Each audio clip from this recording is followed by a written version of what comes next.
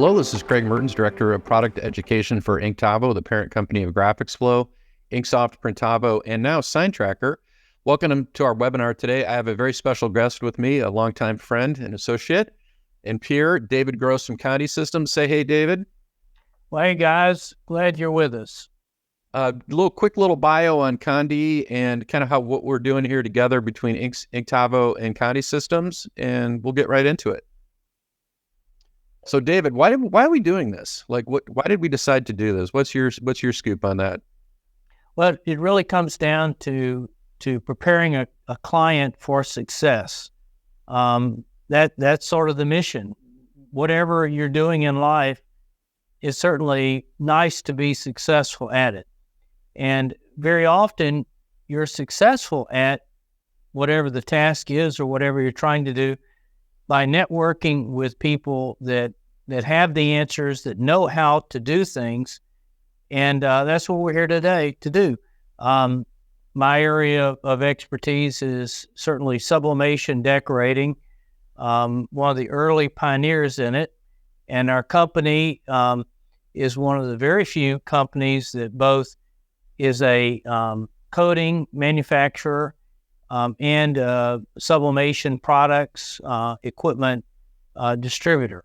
So we have a passion for what we do, and we want to help you be successful.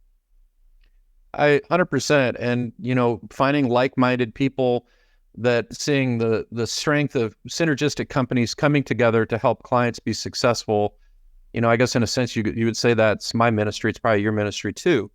And, there's a lot of keys to success. And I think one of the biggest keys to success, especially in our industry, is educating yourself, collecting the information that other people have built up over the years to be successful with their business, collating that into something that works for you. Because, from my experience, I'm never afraid to admit that, hey, I don't know all the answers, but you know what? I'm very fortunate to find people that do. And one of the neat things for you guys on this webinar today is being able to interact with us. And if you have that special question where you just, man, I need an answer for that, we're here to help. So with that being said, David, what is the importance of graphics in our industry? We're going to add one more comment. So okay, think of education and action. Yes. And you can study a subject to death until you move on to the next plane. Yep. And that's not what we're talking about here. We're talking about getting educated and then the call to action to help you implement it. I know lots of people that buy sublimation systems and they never take it out of the box. And so it's not going to do anything for you if it's still in the box. And, a lot of people are afraid, scared of failure. And certainly I'm scared of failure as well. Who isn't? But the point is that we can help you be successful, and you don't have to do it on your own. The failure to launch. The importance of graphics, which is part of failure to launch. So this is graphics. This is 100% vector art. This is obviously a Mardi Gras design because Mardi Gras is very early this year. And we decided to do Mardi Gras products here. I've already done my big panels for Mardi Gras for my ball, which is like February 7th. And we love this so much, we went ahead and put it on Amazon, and I shot you the link of the product, and you can buy it from Amazon. You type in, hit the customize button, type in your family, and you got you a one-of-kind artwork. This was done in Corel Draw, and this was done by our graphics artist here, Todd Till. And this is a design that he pulled from his collection, and it's just gorgeous. And so using your product, Craig, you could do this all day long and come up with just fantastic designs with just a little bit of inspiration. So this is vector art, really rules the world. And that's what we're going to talk about here. But you can mix in, of course, raster art. That's okay. Yeah, just defining that vector artwork is composed of lines and objects, so it's scalable, doesn't lose quality when you make it bigger. It's easy to edit. You can ungroup things, change individual objects, reshape objects, gives you maximum flexibility. Whereas raster art or bitmap artwork is composed of pixels. So anytime you grab something off the internet, it's going to be pixel based, and that's where you kind of run into resolution issues. We try to, when you have like logos like what David is showing on his really awesome looking floor mat, if you have vector artwork, it tends to work a little bit better in terms of production because we scaled that up to a pretty decent size. It looks like that's probably 18 by 24-ish, somewhere in there, maybe a little bit wider. That's what it is. And so the, vector artwork gives you a lot more flexibility. With that being said, there's some really neat things you can do with raster-based artwork, and photos are always going to be raster-based artwork unless you vectorize it. So there you go. So the importance of vector artwork is kind of what we're going to talk about today. And in order to do that, we really need to lay down a foundation of, what is, what are the use cases for artwork? Where does artwork come from in our industry? And I think one of the unique challenges, whether you're a producer of sublimated product or any kind of imprint process, or you're a consumer, is understanding that artwork doesn't just happen magically. There's human capital involved in creating it. There was an artist, a human being, talented person that constructed that clip art image of the mask there. There was an artist that constructed the font. There was an artist that constructed the background and the border. And then there was an artist that took all those components and put them together and made a name droppable template for floor mat, which turns into money. That's cash money right there. That's a very cool thing to have. And I never really thought about going and swapping out floor mats based on the season of what's going on. But what a neat thing to be able to do. Hey, listen, here's my holiday floor mat. We decorate our homes. For me, I'm going to do a garden flag as well. Nice. The same design on it. And, why not celebrate the season, celebrate what's happening around you. It's so much fun. And whether you're doing sublimation, UV printing, DTG, yes. You name it, all these technologies allow you to spice up your life, make money, be successful. And it's all about trying. I really appreciate, David, you bringing that up. There's, a lot when we get into these kind of failure to launch situations, I think people are afraid to make mistakes. And from my experience, there's really no such thing as a mistake. There's just opportunities to improve and growth opportunities.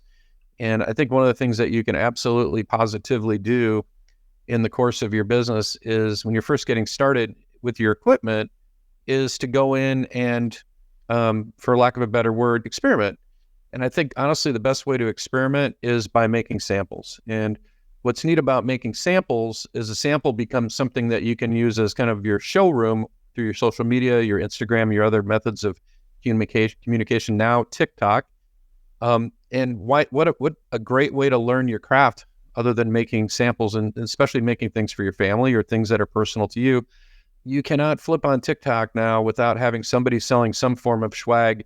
And there's typically going to be a person standing in front of the camera with a heat press in the background and pressing shirts and holding them up and taking orders through TikTok stores. So that's become a very primary source of income for a lot of people that are selling via TikTok, Etsy, Amazon merch, like what David is doing with his floor mats. So we're really seeing a lot of growth in those social media venues for selling merchandise. So what we're going to do next, I'm going to pause my webcam and then I'm going to share my screen here. The topic of the webinar today is streamline your graphics processes and maximize productivity. Let's talk first about the methods for art selection. Where do customers come up with ideas for artwork? Well, I think the obvious choice is the internet. So people just go on the internet. And I think most of your clients probably have no idea that the artwork they're grabbing from the internet is something that's not owned by them. It's not in the public domain. And B, that it's not oftentimes production ready. And what I mean by that, it can't be imprinted onto a product without having quality issues like resolution issues, they're fuzzy edges. So the first method is the buyer goes online and finds something. The second method is the buyer already has graphics they developed, which is pretty handy if they have a production ready file and all you have to do is reproduce it. Third method is the least profitable work that you will do, which is the decorator must produce a custom graphic. So you have to come up with something. And every second you spend coming up with that custom graphic is a cost of doing business. So it's actually a cost to you. And then the fourth option is the buyer selects from stock designs that can be easily customized. And in the example of the artwork that David was using in his floor mat, in-house graphic designer built out into a finished design that he made a name droppable template. So pretty easy to change the family name. You even swap out the clip art and the colors and you have a school design there. Mask goes out, bulldog goes in, recolor it to orange and blue and white, and boom, you've got a custom floor mat. So buyer selects graphics online. So where do people go to select the graphics? I think a lot of times people do a generalized search for t-shirt graphics, but oftentimes they go to the online design applications like Custom Ink or Rush Order Tees, some of these online design applications. And it's easy for them to self-service. They create a graphic, they screen capture it, and they bring it to you. The problem is if you're telling your customers to go online and find something, you're also inviting your customers to go online and find your competitor, because they might find exactly the graphic that they like and they don't need you. They can just buy it from your competitor. They can find that floor mat on Amazon that looks perfect, and David put a little customize button in there where you can put in your last name, click buy. Amazon doesn't make it difficult to purchase, and plus they take credit cards. So I just have to be careful about sending clients online to find artwork. And in my personal experience, I would never tell a client to go online and find artwork. I'd want to take a proactive approach and show them ideas and collaborate with them, because then that ties them to me and I become a creative resource for them. Also, when they're going online to find graphics, a lot of times those graphics are not suitable for your production process. They're low resolution. This can cause a requirement for you to fix the graphic so it works within the parameters of your production process. For instance, vectorize it so you can scale it up to the size of an 18 by 24 floor mat. And this can oftentimes cause delays in production. Also, copyright issues. The way the copyright laws are written, the end user is not the person that has the liability. The person that has the liability is the one that produced the product. So you certainly have to be careful. And also higher art development costs. If you need to recreate that design and you're using the internet as your creative resource, you need to recreate that design using drawing tools of CorelDRAW or Illustrator, or sending out to an outsource. You have real costs involved in that, and which causes a longer production cycle because you have to take the time to reproduce that graphic. Customer supplied artwork, ideally, customer supplied artwork can be very profitable because there's no art development costs. You get to skip past that unless the artwork is not production ready, and then you have that process of redrawing it or creating a production ready file. But one of the challenges with customer supplied artwork is artwork has a tendency to be commoditized. And so as a result of that, you're in a situation where anybody can do that Sun Valley logo. There's nothing really exclusive to you. It's the same logo that everyone can do. And also you're inviting your clients to shop around for pricing because anybody can do that logo. They can take it to somebody else. If all we're doing is customer supplied artwork and logos, there's nothing that's really tying the customer to us. And the graphics may not be suitable for production. So we talked about having this process of recreating the artwork and the higher art development costs as a result of doing that. So the other source of artwork is custom art development. For somebody like me, that's fun. I enjoy creating artwork, but I'm doing it as more of a hobby and as a pastime versus doing it commercially. When I create a design, it's usually something for me or my family members. You're going to be bleeding profit if we do that. And I think that's a scenario where every buyer has to kind of come to the realization that their time has value. Delays in production, there's always revisions. Anytime you do custom artwork with a client from the ground up, you're hoping that you get proper input up front, so that they don't do a 180 in the middle of the project, or all of a sudden there's a new decision maker that pops in and they're looking at it and they're like, that's not really the direction we want to go. Well, hey, listen, I already spent 10 hours developing this and you don't like the way that musky looks in the design and you want something in a different style. That's certainly problematic. And also it creates friction with the clients if you charge for art services. And I know most people do not want to charge for art because it creates an awkward situation with their customers. I would argue that is a very bad idea to not charge because you're devaluating your services. And I had a client recently tell me, they says, hey, listen, before I even get started with the client, right up front, I set an upfront contract with you. And I said, hey, listen, we have libraries of stock designs that you can choose and I can work my magic and make really awesome things for you. And It'll look very customized, and I don't have to charge you art charges for that. But if I have to develop something from the ground up, typically it's going to take me between 2 and maybe even 10 hours to develop that art. I have to charge you for that time, and my billable rate is $75 an hour. So let's try exploring doing something from a stock graphic first and customize it versus developing something from the ground up. Obviously, the exception to that is going to be when you have giant orders. If you had an order for 1,000 units, you might be willing to absorb 10 hours of art development costs. That brings us to customizable stock designs. Advantage of a customizable stock design is you're controlling the sales process. Everything's funneling through you and your art. You're reducing your art development costs. You're also establishing value for your creative services, and that results in clients leaning on you. Somebody needs a great idea for promotion for their business, and you come up with this great idea for sublimated floor mats for all the employees and personalized with their family names, and you're going to do that as just a nice gesture to your employees. You have to come up with the graphics for that. So you tie that client to you by virtue of your creative capability.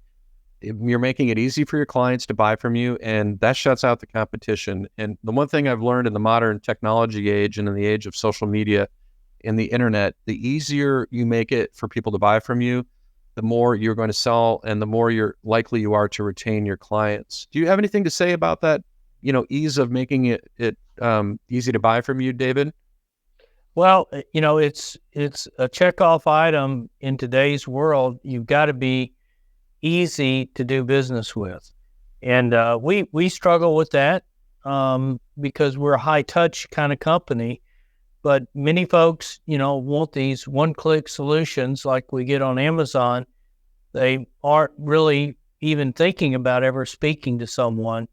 But the companies that have a hybrid model, that's to me is very enticing. I 100% agree. And I always explain it in a football analogy, having a balanced offense. So your technology is your passing game. And for that customer whose preference is probably not to talk to somebody, and your running game is kind of the old school high touch, telephone calls, emails, actual possibly live communication with the customer in the context of a trade show or a showroom. And I think if you have that hybrid approach like David was talking about, I see that as the thing that helps customers to be the most successful. And I talked to a client last year that was very technologically savvy, but he told me he prefers if he has the opportunity to talk to a client, because he would never have a chance to close them if everything was just impersonal and over the internet. So they really try to get customers to engage with them, whether it's using a Zoom meeting or GoToMeeting or something of that nature, or even have them come into the showroom. And I thought that was really interesting. And honestly, I was kind of surprised by that. Also, if you're using stock graphics and they're crafted properly, you're going to get graphics that are what we call production ready, and meaning they can be output to a sublimation printer as a transfer with good color values. They can be easily recolored or localized to the needs of the customer. Also, you're licensed to use the artwork, so you're not running into copyright issues, and you're reducing your production time. So you can respond quickly. If there's a local group that wins a national championship in football and you need to do your license to do the University of Michigan and Go Blue merch, you can move very quickly if you just start with the stock design. Leveraging retail graphics trends. And if you notice at the end of the national championship football game on Monday, you'll notice they already had swag out. And guess what? The people that are fans of that particular team would love to purchase the design. That's exactly what the athletes were wearing, whether it was cap design or the shirt design after the game. Having graphics that look like that are relatable, when people see that, they go, wow, that looks familiar to me. That looks like what I saw the professional athlete wear, or the media, social media influencer wear, or the celebrity attending the football game in Kansas City sitting in the skybox. I think we all know who that is wearing that. And incidentally, Travis Kelce has his own swag line. You guys can look that up. It's actually quite impressive. So consumers want to wear what they're seeing in retail stores and media. And the big companies like Nike and Adidas and Under Armour, they do tons of market research. They do things like focus groups to see, what kind of graphics people are connecting to.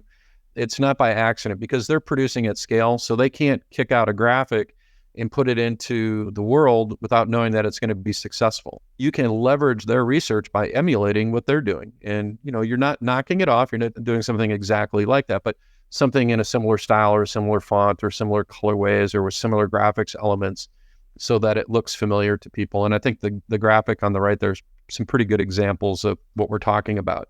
So you can use customizable stock designs to jumpstart your creativity. And I've talked to many clients and said, hey, I'm just not really all that creative. And what I love about what you guys are doing is I can just lean into your art department. Your art department's really good, and they're just giving me access to these designs, but I'm taking all the credit. I'd tell them right up front, I said, that's what way we designed it. So you get to take the credit. And sample sell, you're getting ideas in front of your buyers, and you're showing them that you're a creative resource. What's your thoughts on samples, David? Sampling to your clients is a great way to build business, especially if it's personalized for that client. It gets you in the door. Nobody ever throws away a personalized product. So helping people to know what you can achieve for them is important. You don't want to oversell, but you want to show people, what you're capable of. Very often they're going to look at, the delivery time, the quality, and price is not going to be at the top of their list. Identifying market opportunities with graphics. And, everyone has their kind of, for lack of a better word, pet markets, things that they connect with, whether it's church groups or maybe you're a military veteran or you're involved with a particular pastime. Maybe you're doing ballroom dance or whatever you're involved in. And a lot of times we'll see clients, the scope of their product line really is limited to just things they're interested in. That's a very limiting thing because all those people that are involved in all those organizations, let's say military veterans, they have kids and grandkids and they have businesses and they have schools, teams, and sports. So we want to be very open to market opportunities. What are your thoughts on that, David? Producing artwork that's appropriate for the selling situation, the client, the need, the better you're in tune with what the market is looking for. I mean, if you're selling to millennials, well, you've got to address their needs. With the floor mat design, for instance, I wanted something that was sort of universal, great colors, easy to understand. So that's what we came up with. Yeah, that's a good point because something that may not be to your taste, might be exactly what that person's looking for. So I might not like anime, but there's a certain market segment of people that are crazy about anime. Talking to a client in Los Angeles that his whole market niche is anime graphics. The other things, that we oftentimes identify as market opportunities, certainly school, small businesses, church, first responders, dance, cheer, military, family reunions. You and I did a webinar on servicing the pet market. And I think anytime you have a market opportunity that connects emotionally to an end buyer, I think that really helps facilitate sales. What I mean by that, if you're a grandparent and your kid is not even the star of the local softball team and your granddaughter is, just on that team and you want to wear some swag that's going to support that student athlete. And that emotional tug is partially what helps drive sales. And also personalization, like David had mentioned before, that floor mat's not going to get pitched in the dumpster because it's got the Gross family name on it. Plus it looks cool. And that creates that little emotional tug. And I think that's also a sense of pride. I think people generally want to kind of show off a little bit. We all want to leverage social media. I talked to a customer last week. I asked them, what their social media game looked like. And she told me she just doesn't believe in social media. And I was like, wow. I mean, how are you going to and their business was struggling. And I said, how are you going to advertise your business if people can't find you on Facebook or Instagram or TikTok or any of these platforms? And I didn't want to really go through the whole exercise of trying to explain to her why she should have social media.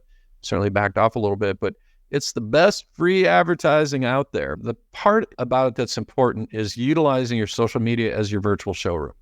People are visual. They want to see what's going on. I use Jill Clark from All-Star Cheer Bling a lot of times as an example.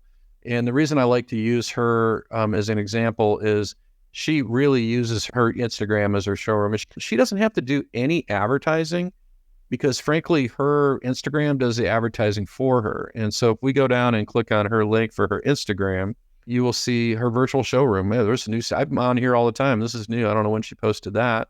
But she'll go and post these little reveal videos, pretty crafty there, stacking the shirts. I recognize that clip art image. That's one of our images. She'll hashtag all the proper hashtags so people connect with her post.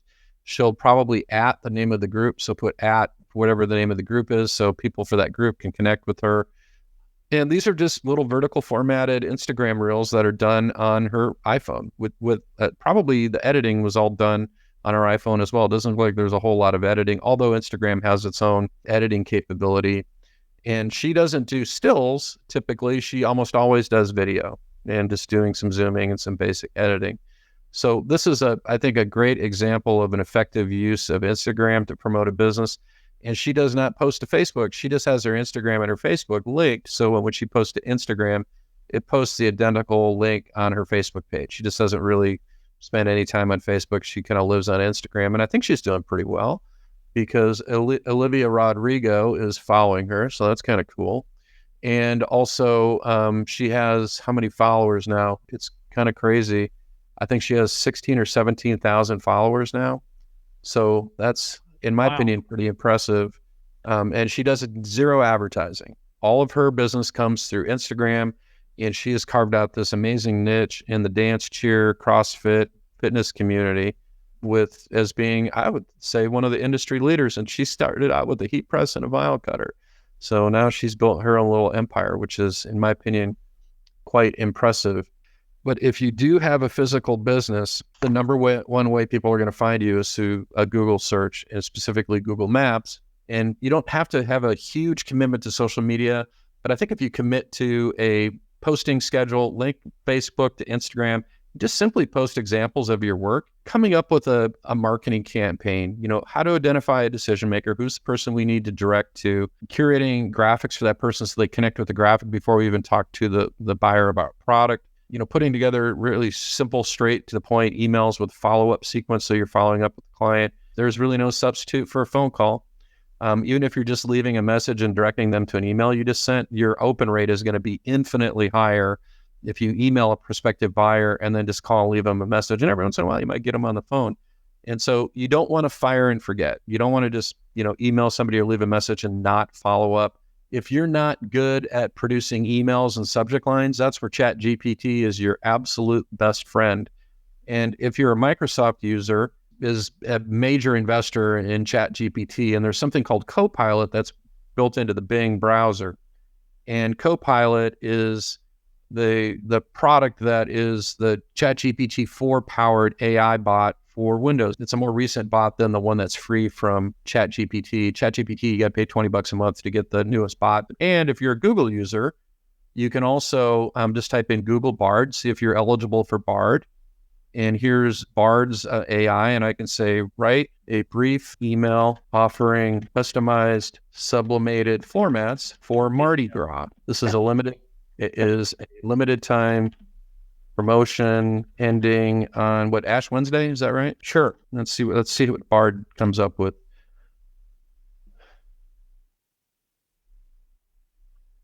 Beads, parades, and cakes. Subject: get your feet fancy for Mardi Gras with limited edition floor mats. Beads, parades, and king cakes. Oh my, Mardi Gras is almost here, and that means it's time to deck out your home in all the vibrant revelry it deserves.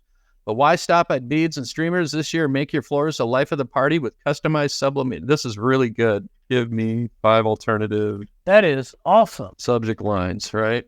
I am more impressed with Google Bard than I am with ChatGPT. So here's 5 lines. Mardi Gras Madness, stamp out the competition. That one. Masquerade your floors, decorated Mardi Gras mats just a click away. Crew kings and queens, rule your domain with royal Mardi Gras floor mats. Beats not enough. Step up your Mardi Gras with customized floor mats. Run floats to floors. Mardi Gras takes over with sublimated. So they're not only giving you the subject line, they're giving you the preview text as well. So there's really no excuses. And, if you're not using a tool like, ChatGPT, or in this case, Google Bard, or ChatGPT incorporated into the Bing browser with what's called Copilot, I think we're going to kind of get into a campaign. I want to talk a little bit about the shift in buying habits before we produce a campaign real quick here. But more people are purchasing online. So people are accustomed to purchasing online. And if you can't give them an online buying experience, I think it does kind of create a bit of a disadvantage for you. So being able to offer online stores or online collaboration tools, I think is more important than ever. And then also producing that in the context of a fundraising framework. And that's what we're going to do. We're going to build out a campaign right now, and might as well make it a Mardi Gras theme. And so what I'm going to do is I'm going to log into one of our Inktovo brands, which is the Inktovo brand called GraphicsFlow. This is an online graphics application that it's primarily a content distribution system. So there's thousands of vector design templates that can easily be customized. There's thousands of clip art images. We are a font foundry. It delivers an astronomical amount of fonts. And if I was trying to come up with something for Mardi Gras and I needed some cool clip art and masks and things of that nature, I could just type that into GraphicsFlow and we would have, I just typed in Marty, I kind of cut some corners there, but here's your background for your floor mat. And here's some images that you could swap out in there as well. So you've got a fair amount of choices there, and I don't have to have AI create these, and they're all vector, and I can edit them real super easy. So in the context of what we're doing, let's see if we can find a design. Got a lot of good choices here. Let's see. I kind of like the simplistic thing, but I think in the context of this project, I think I would rather do something along the lines of this over here. So I'm just going to click on this. And then what I'm going to do is we're going to customize this file. I don't have to bring this into Adobe Illustrator or CorelDRAW or anything. All I need to do is just click on customize, either whether it's here or here.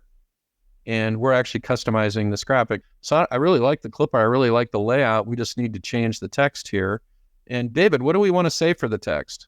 If you wanted to really customize it locally, put 1702 on there somewhere. And then if we did a fundraiser, we could say, hey, all proceeds from this program go to XYZ charitable organization. Pretty simple.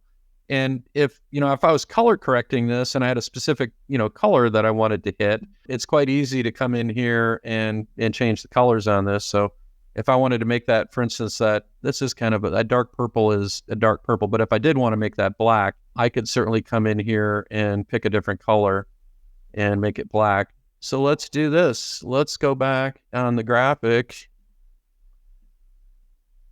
We're going to take this green and we're going big in purple. So we're going to take that and go deep into purple. And if we want to go with a brighter gold, we'll just go in here and go with the brighter gold. And so now we have this localized for Mobile. And so what I'm going to do is I'm going to save the design. We'll just go and save it.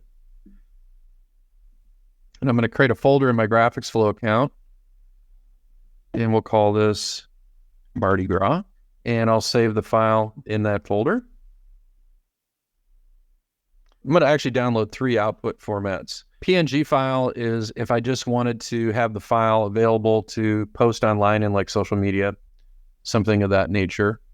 And we'll call this Mardi Gras 2024 here. So there's your raster file just for viewing, not really for printing. For printing, I would choose the PDF format. And this is the format I'd bring into the Adobe products right here. And then if I just wanted to do additional editing on this file in CorelDRAW, I would click on the Corel format. I'm going to download all 3 formats. And the Corel one, if I want to just open this up in Corel, here it is. All the text is live. If we wanted to make changes or add a live line of text, we can do all of that. So we're just doing kind of the preliminary work on modifying the graphic inside the graphics customizer and GraphicsFlow. Now, incidentally, if I wanted to get this over to a customer, I can add it to an art approval, and I would just say create art approval, and I would call it Mobile Mardi Gras concept. And then I have a link to this art approval now, and I can just send that link over to the customer. Greg, can you set up we'll call it a mass mock-up campaign where you've got a design and you're going to personalize it for the client. And, let's say you got 100 clients that you want to send it to. Yeah, we'd go a step further than that, which would be interesting. And I'll show you kind of what I'm talking about. I'll share this with the group. If you're on the live webinar, I'll share this with the group. So I'm going to send this out as a web page that you guys can comment on the graphic if you choose to. And I'll just put that on the chat if you're on the live. So we'll just drop that. And you guys can all go in and comment. And then I'll get an email every time you comment. So go easy on me. And this is what we'd send out to the customer. The customer can go in and comment, interact, request changes. If they say, hey, what does this look like on black? It's easy enough for me to come in here and put it on black. And then certainly I could bring it into CorelDRAW and mock it up on a Conde product. But what we're going to do actually is we're going to build out a store on this. Go into CorelDRAW real quick. Let's get rid of all this jazz in here. And then we're just going to save this. and I'm going to export this as a PNG file, just that part of the graphic, and we'll call it Mardi Gras logo. So we're going to go in there and save that as my Mardi Gras logo. And real important, I want to make sure to save it with transparency so the background is knocked out. And then I'm going to save another version of this is just the mask only. And we'll export that. So I have all of the tools now to create a store to sell this and then set up a fundraiser. So here's what I do. I'd use the other one of the other brands in our ecosystem, Inksoft, which is our e-commerce platform. So I just logged into Inksoft, and I'm going to go to my Inksoft stores right here, and I'm going to take a quick store that I've already built out, and I'm going to clone it. So what I'm going to do is I'm going to go to my quick store here, and I have a quick corporate store right here. And that's what my store looks like now. And I'm going to clone this store. And I'm also going to copy all the products over from this store as well. I can populate this with Conde products if I wanted to as well. So I'm going to clone the store, and we're going to call it Mobile Mardi Gras. And so there's my store right there. And give it a domain name, or what the other thing I could do is redirect to a page on my website. It doesn't have to have an Inksoft domain if I don't want to. And I'm going to include products and store art, and I'm just going to hit clone store, and it's going to make a copy of that store, but it's bringing out all the artwork and the products. And the reason I want to do that is I'm going to replace artwork in bulk. So I'm going to go to this graphic right here, and I'm going to replace it with that PDF file that I created. So Mardi Gras 2024, there's my PDF. And so all the products I have in my store that had the little Happy Paws logo on it, now are going to have the Mardi Gras logo on it. And I could go and do that same thing for the embroidery file, but we're going to go to store products now. And so now I've got quite a few products with this logo on it in a variety of colors. And what I can do now is I can go into this product and change the color variability right here. So I could go pricing and styles. Let's see, we'll go over here to pricing and styles, and I can go and edit the design and styles. I create a separate colorway. I can make it bigger, smaller. I'm going to get rid of the navy, and I'm going to we'll add some black there. Might be fun on lavender too. See if I've got lavender in here. That would be kind of fun. Orchid. Ooh, that looks really good. And could go something with gold. Gold would be crazy. So if we go with this Daisy Gold, we're going to need to set up a colorways. So what I need to do is I need to go to create new colorway. And where we have the gold, I'm going to change that to white. And then what I'm going to do on this particular version of the graphic, it's going to have the white version. And then all the rest of them have this colorways. So there we go. Looks good. And we're going to apply the changes, and let's get our store set up. So I'm going to go to going to give me a prompt, and we're going to go to our store. And right now, the store says Happy Paws. So let's go back and change the color scheme. Hey, purple's working. So let's change the color scheme a little bit here and make that gold. That'll be fun. And let's see this right here. We're going to make that purple. We're going to make that gold. We're just kind of changing the whole scheme here. And let's save that. And then let's update the logo for the store. So all I'm going to do is come back here and go to my store settings. This is how easy it is to do in Inksoft. And go to store branding. And we're going to replace this with that Mardi Gras logo that we created. So I think this is the logo file. There it is. And then here's the icon file. So I think we can't remember what we called this one, the mask. There it is. And everything else is good. Every one of these stores operates as its own business, so I can change all kinds of different settings in here. I can add the Inksoft designer. So if you want to give them the ability to name drop this, David, I could upload this to the Inksoft designer, put a name drop field in it, and save it as a design that they can go back and customize. And so let's go back to the store here.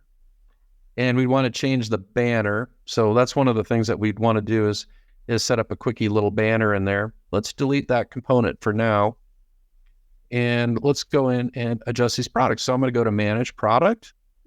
And I'm going to add, might probably get rid of these guys right here and add that t-shirt right there. And then we'll add the hoodie or the crew neck right there. Hit done. Here's our product. So we'll just say, go to components and go to fundraisers. And I'm going to drag this up to the top right here. And let's change the color. So we're going to make that purple.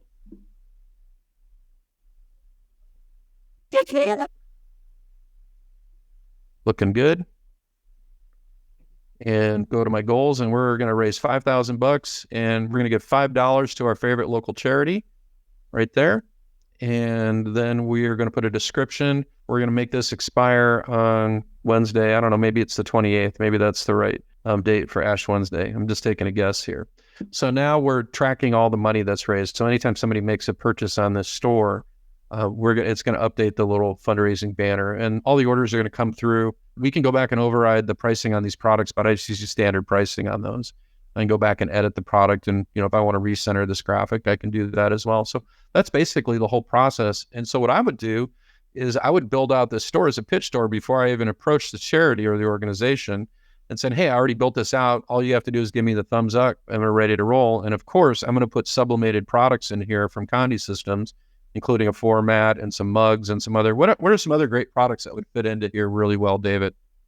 The garden flag, I think would absolutely work out. Something that goes around your neck, the balloon with a chain. Nice. Something like that. We've got some good choices there. That's a couple winners for sure. So what I would load into my quick store template, I would load all the Conde products that I'm frequently using from the photography that Conde provides in their members area. And I would put a logo on them as a placeholder.